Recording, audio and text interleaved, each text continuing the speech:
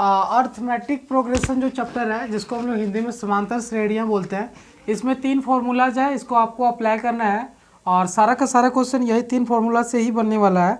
आपको समझना, ध्यान देना है कि किस जगह पे कौन सा फार्मूला को अप्लाई करना है और कौन सा टर्म का बात हो रहा है, कौन सा नंबर्स रिप्रेजेंट कर रहा है, कैसे वैल्यूज़ को हम लोग कंसिडर करेंगे, ये सब मैटर करता है और यहीं पे समझना होता है। तो हम लोग डिस्कस करते हैं कि क्या क्या फार्मूला रहता है। पहला nth टर्म जो होता है एपी का, वो होता है a plus N minus one into D, और दूसरा जो होता है वो एस एन होता है, S N equal to N by two, फिर 2a plus N minus one into D हो जाता है, ये हुआ दूसरा। और तीसरा जो है वो S N equal to N by two, फिर a प्लस एल होता है। इस जगह पे आप देखेंगे ये तीनों जो इक्वेशन है ना, यहाँ पे an जो है वो nth term of the AP है, nth term of the AP, nth term of the AP है, और a जो है वो आपका फर्स्ट टर्म है, और n जो है वो नंबर ऑफ टर्म को रिप्रेजेंट कर रहा है, n जो है वो नंबर ऑफ टर्म को रिप्रेजेंट कर रहा है, कितना टर्म का बात हो रहा है, कितना संख्या है नंबर्स का, उसका बात करता है। और डी जो है वो कॉमन डिफरेंस है, कॉमन जैसा नाम में भी रखा गया है, सभी में इक्वल अगर हो रहा है डिफरेंस तो वो एपी में होगा, अर्थमेटिक प्रोग्रेशन में, अदरवाइज उसको कंसीडर नहीं किया जाएगा कि वो अर्थमेटिक प्रोग्रेशन में है। तो ये कॉमन डिफरेंस को हम लोग डी से रिप्रेजेंट करते हैं यहाँ पे। और उसके बाद एस एन इक्वल टू होता है sum of n terms in the AP, तो यहाँ पे S N equal to sum of the nth term हो गया, sum of the nth term, sum of the nth term. उसके बाद फिर जो है वो a जो है वो फर्स्ट टर्म हो गया, a जो है वो आपका फर्स्ट टर्म हो गया, और n जो हो गया वो हो गया आपका नंबर ऑफ टर्म, और d फिर से जो है वो common difference, number of terms, और डी से आपका हो रहा है कॉमन डिफरेंस। तो ये जो वैल्यूज़ है ना आप रखेंगे तो आपको इसका सम पता चल जाएगा कि टोटल नंबर ऑफ टर्म्स का सम जो है वो फाइंड आउट करना तो कितना होगा। अगर आप एक एक करके सम करते हैं तो बहुत समय लगता है, और फार्मूलाज में अप्लाई करते हैं तो तुरंत आपको पता चल जाएगा। जैसे मान के चलते हैं आपको जो है वो यहाँ पे 1 2 3 4 इस तरह करके नंबर दिया है और आपको जाना है 100 टर्म तक, तो इसमें पूछेगा कि आप बताइए 100 तक को सम करने पे कितना वैल्यूज देता है। तो सिंपली हम लोग इस जगह पे सब कुछ पुट अप करते हैं, देखते हैं नंबर ऑफ टर्म कितना दिया हुआ 100 है, तो 100 बाय 2 लिख देंगे यहाँ पे।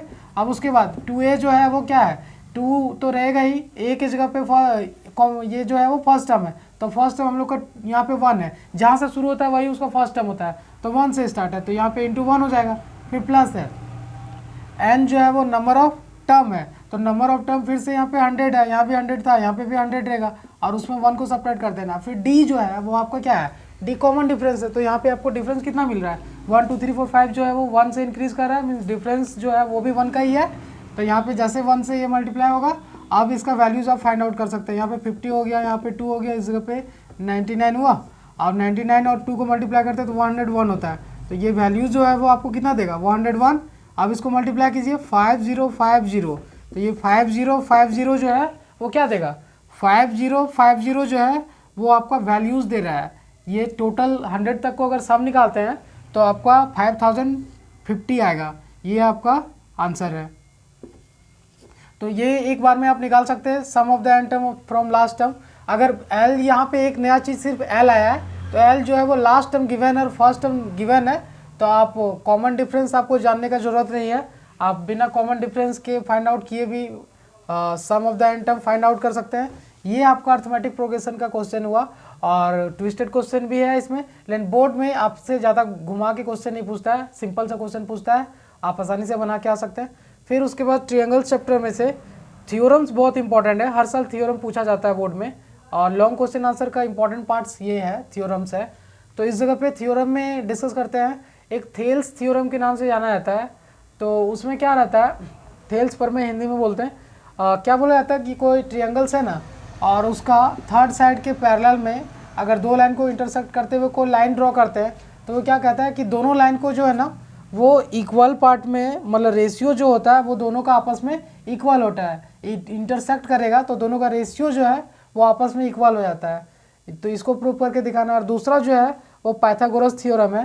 पाइथागोरस थ्योरम में क्या कहता है, square of the hypotenuse is equal to the sum of the squares of base and sum of the squares of the perpendicular. Means Hindi में बोलेंगे कर्ण का वर्ग जो होता है यानी दो भुजाओं के वर्गों के योगफल के बराबर होता है। बहुत आसान है, ये आप बहुत पहले से भी पढ़ रहे होंगे कि इसमें जो सबसे बड़ी भुजा है, एक समकोण त्रिभुज में सबसे बड़ी भुजा जो होता है वो कर्ण होती है, और कर्ण का जो वर्ग होता है वो यानी दो भुजाओं के वर्गों के योगफल के बराबर होता है। तो ऐसे करके आप इसका वैल्यू फाइंड आउट कर सकते हैं। ये इसका वैल्यू रहा और ये इसका वैल्यू रहा, तो ऐसे करके आप वैल्यू निकाल सकते हैं। और ये भी बहुत आसान है। यहाँ से एक लाइन ड्रॉ करेंगे, यहाँ से एक लाइन ड्रॉ करेंगे, यहाँ से एक लाइन ड्रॉ करते हैं, लंब परपेंडिकुलर ड्रॉ करेंगे। और आपको ये पता होना चाहिए, पता होगा कि जब भी आप कोई ट्रायंगल ड्रॉ करते हैं तो कभी कभी क्या होता है, उसका जो है परपेंडिकुलर ट्रायंगल के अंदर में होता है और कभी कभी बाहर में भी हो सकता है। तो ये जो परपेंडिकुलर है half into base into height होता है, तो हाइट है परपेंडिकुलर, तो इस जगह पे ये मल्टीप्लाई होगा, इसमें ये मल्टीप्लाई होगा, फिर कटेगा ये, फिर कॉमन जो है वो दोनों साइड का रेशियो ही बचता है। बहुत इजी वे में ये बनता है, सभी स्टूडेंट लोग बनाते हैं। ये सब क्वेश्चन कोई भी छोड़ के नहीं आता है, सभी स्टूडेंट बना के आते हैं। फिर ये जो है वो हाइपोटेनस का जो स्क्वायर है वो परपेंडिकुलर का स्क्वायर और उसके बेस के स्क्वायर के इक्वल होता है। इसको प्रूव करने के लिए एक परपेंडिकुलर ड्रॉ करते हैं और एक पार्ट को जो है ना वो होल ट्रायंगल से कॉन्ग्रुएंट करते हैं, मतलब सर्वांगसम सिद्ध करके दिखाते हैं। फिर उसी तरह दूसरे पार्ट को पूरा होल ट्रायंगल से, राइट एंगल ट्रायंगल से अब कॉन्ग्रुएंट करके दिखाते हैं। फिर उसका रेशियोज लेते हैं। फिर जब इसका सम निकालते हैं तो आपको मिलता है A B square plus B C square equal to जो है वो इधर आपका लॉन्गेस्ट साइड जो ए सी स्क्वायर है उसके बराबर हो जाता है। तो ऐसे करके आप इसका जो है वो वैल्यूज़ फाइंड आउट कर सकते हैं। और भी क्वेश्चन है, कुछ क्वेश्चन भी बहुत इंपॉर्टेंट है। One of the most important lesson of class 10 triangles जो है वो सबसे खास है और इसका कुछ क्वेश्चन भी बहुत अच्छा है और इसको आप प्रैक्टिस करना पड़ेगा। उसके बाद ये चैप्टर में आप भी बहुत अच्छा कर सकते हैं। फिर उसके बाद कोऑर्डिनेट ज्योमेट्री का अगर बात करते हैं तो इस जगह पे कोऑर्डिनेट ज्योमेट्री में आपको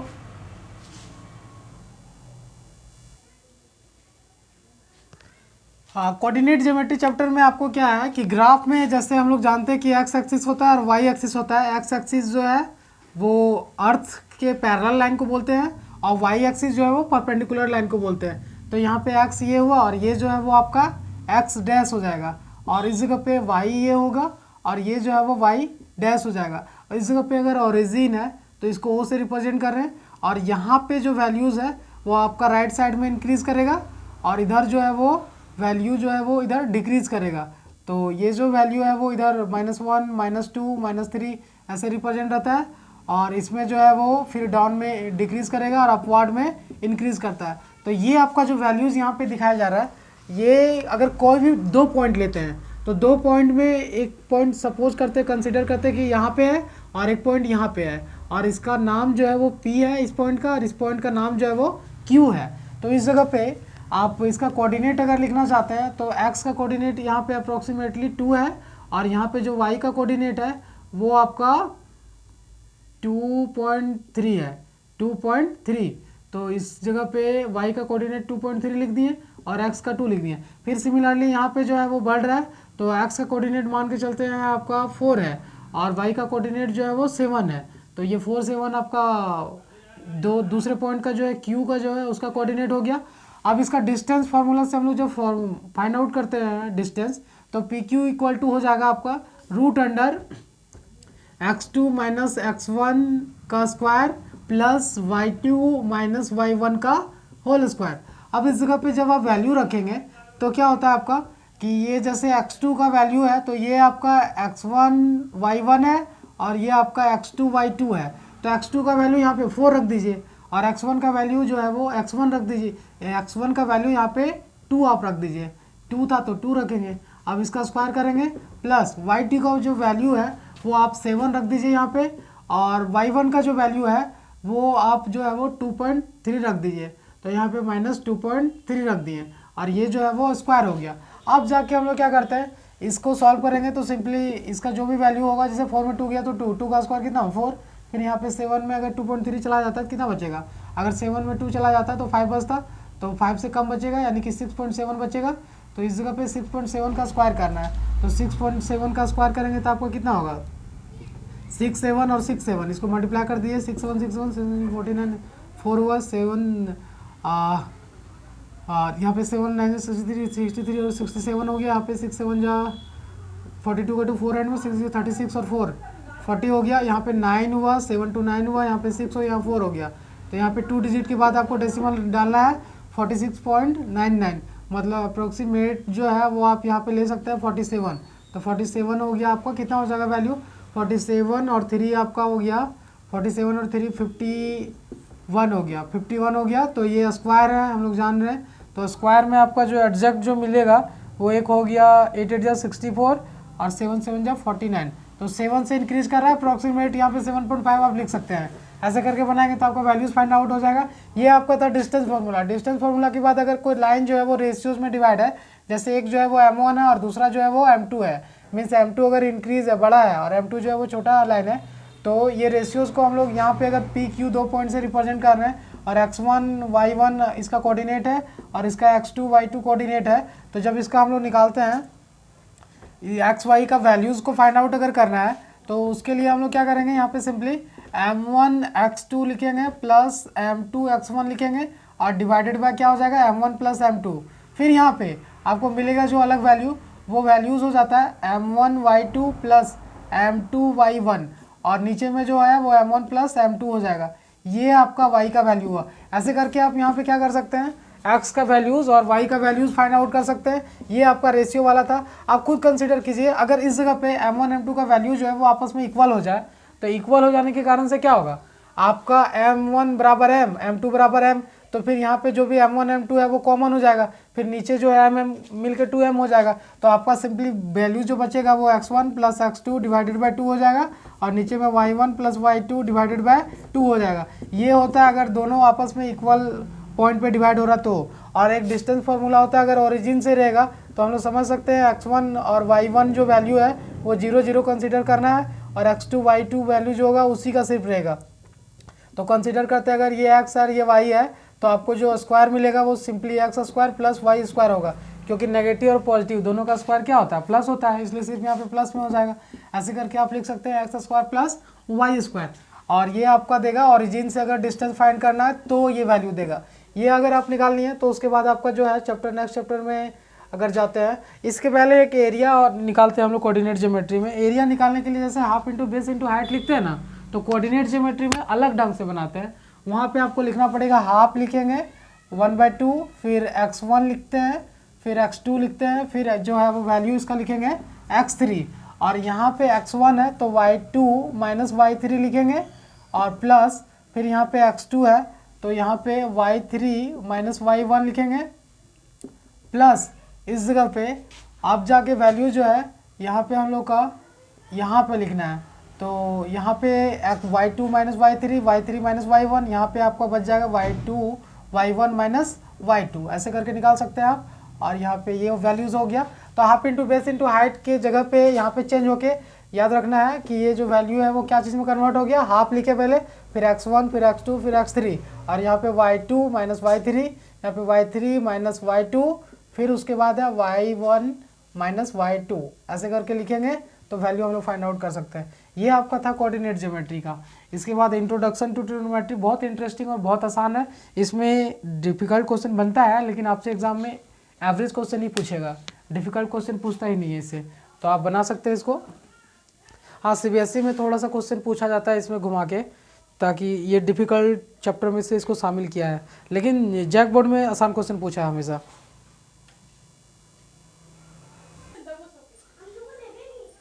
बहुत इंटरेस्टिंग और इजी लेसन है इंट्रोडक्शन टू ट्रिग्नोमेट्री।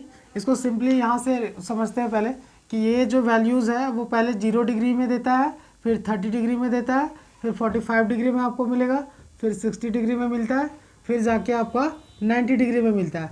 और ये जो वैल्यूज़ है वो आपको देने वाला है, पहले साइन थीटा देगा, फिर कॉस थीटा देगा, फिर टेन थीटा देगा, फिर कॉसेक थीटा देगा, फिर सेक थीटा देगा, फिर कॉट थीटा देता है। तो ये सारा वैल्यूज़ आपको लिखना है। साइन थीटा जो है वो इंक्रीज़ करता है और कॉस थीटा जो है वो डिक्रीज़ करता है। तो इंक्रीज करेगा तो सबसे पहले स्मॉल वैल्यू देगा, तो 0 डिग्री में 0 देता है, फिर यहाँ पे 1/2 देता है, इस जगह पे 1/√2 देगा, यहाँ पे √3/2 देता है, और इस जगह पे आपका फाइनल जो है 90 डिग्री में 1 दे देता है। और cos थीटा का डिक्रीज करता है, तो डिक्रीज करेगा तो क्या होगा, रिवर्स इसका वैल्यू लिख देंगे, सबसे ग्रेटेस्ट वाला पहले 1, फिर √3/2, फिर उसके बाद 1/√2, फिर उसके बाद 1/2, उसके बाद जो है वो 0।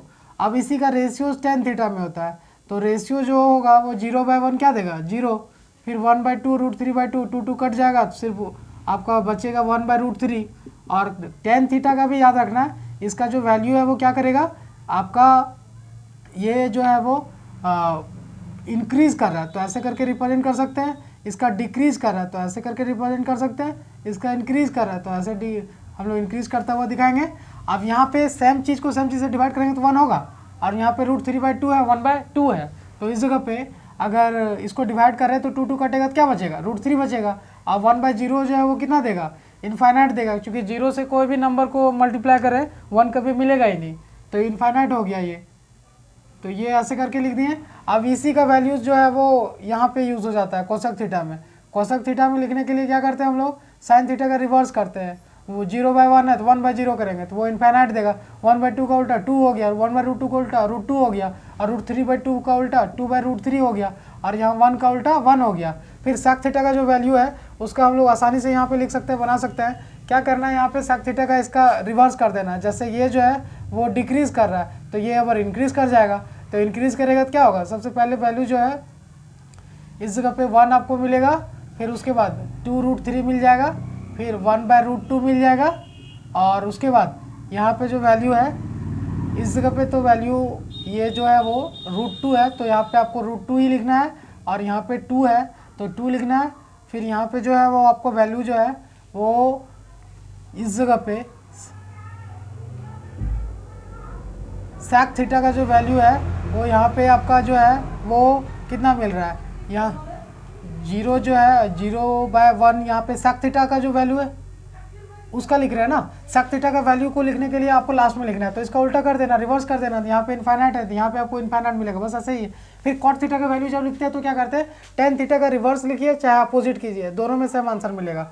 तो कॉट थीटा का रिवर्स करते हैं तो आपको क्या मिलेगा, सबसे पहले 0 मिल जाएगा, फिर आपका जो वैल्यू है वो कितना मिलेगा, कॉट थीटा का वैल्यू सबसे पहले 0 मिल गया, और उसके बाद जो है वो आपका 1/2 जो है तो 1 कॉट थीटा का वैल्यू यहाँ से है तो √3 सबसे पहले मिला, और उसके बाद जो है वो आपको 1 मिल गया, फिर 1/√3 मिल गया, फिर यहाँ पे जो है वो 0 मिल गया।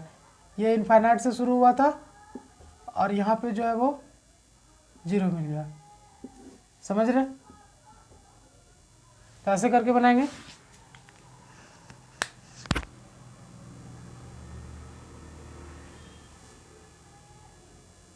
और आगे जाके जब बनाते हैं जब इसमें तो आपको पता चलेगा कि यहाँ पे जो है वो क्या हो रहा है, इस जगह पे ये जो है वो कुछ फार्मूलाज होता है उसको आप बना सकते हैं।